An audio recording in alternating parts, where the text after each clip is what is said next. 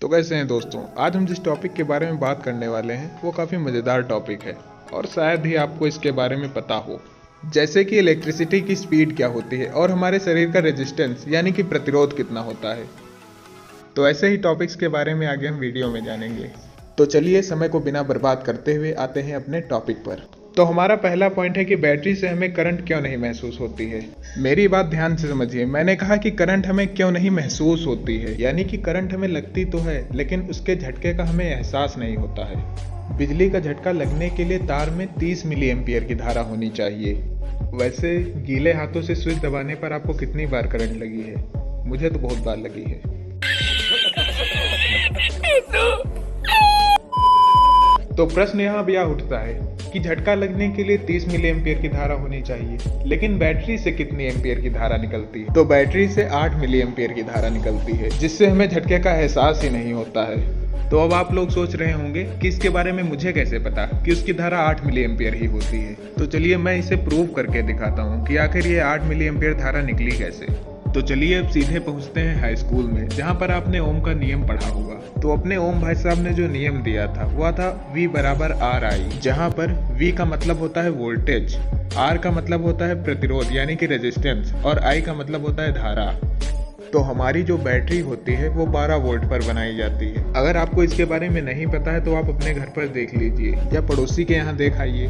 और हमारे शरीर का जो प्रतिरोध होता है वो 1500 ओम होता है। तो यहाँ से हमें V और R का मान पता चल गया, तो जिससे अब हम I की वैल्यू निकाल सकते हैं। अगर V को R से डिवाइड कर दें यानी कि 12 वोल्ट को 1500 ओम से डिवाइड कर दें तो इसका आंसर आएगा 0.008 एम्पियर यानी कि 8 मिली एम्पियर।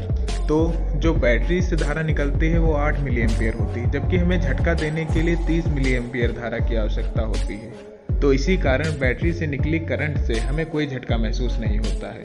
अब आते हैं सेकंड पॉइंट की ओर, जो है AC और DC में कौन ज़्यादा डेंजर है। और ये टॉपिक काफ़ी कंट्रोवर्सी से भरा है और ये लड़ाई एडिसन और निकोला टेस्ला के समय से चली आ रही है। और जिन चंद लोगों को इनके बारे में नहीं पता है मैं बता दूं कि एडिसन वो हैं जिन्होंने DC की खोज की थी और निकोला टेस्ला सर ने AC की खोज की थी। वैसे मैं उस कंट्रोवर्सी की ओर नहीं जाऊंगा, मैं आता हूं अपने पॉइंट की ओर कि AC और DC में कौन ज़्यादा डेंजर है। और आप लोगों में से ज़्यादातर लोगों को, ज़्यादातर क्या लगभग में सबको पता होगा कि हमारे घर में 220 से 240 वोल्ट तक की बिजली आती है और जो हम DC करंट यूज़ करते हैं बैटरियों के थ्रू वो 12 वोल्ट की होती है, जो कि मैंने पहले ही वीडियो में बता दिया है।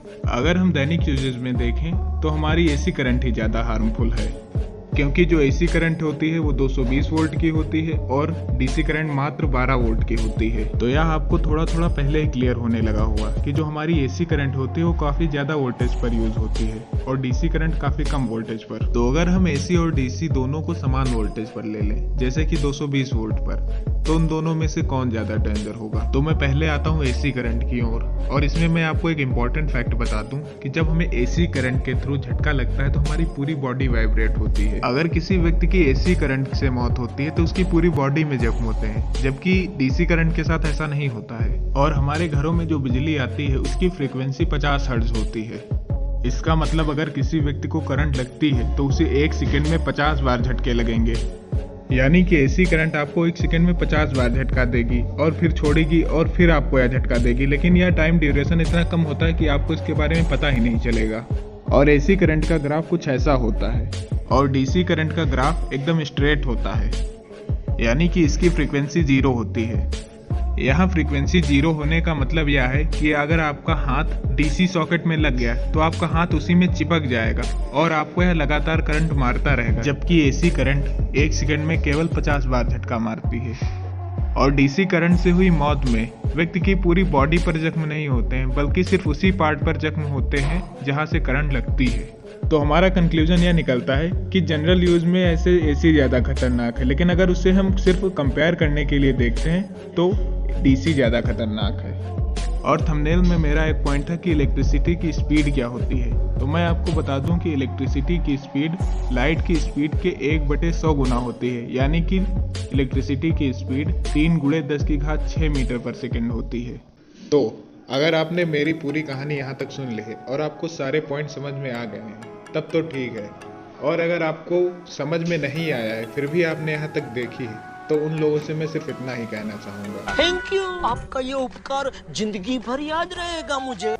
और हाँ, इस वीडियो को बनाने में मुझे बहुत मेहनत लगी, इसलिए प्लीज़ लाइक शेयर और सब्सक्राइब कर दीजिएगा और मिलते हैं नेक्स्ट वीडियो में। तब तक के लिए बाय बाय।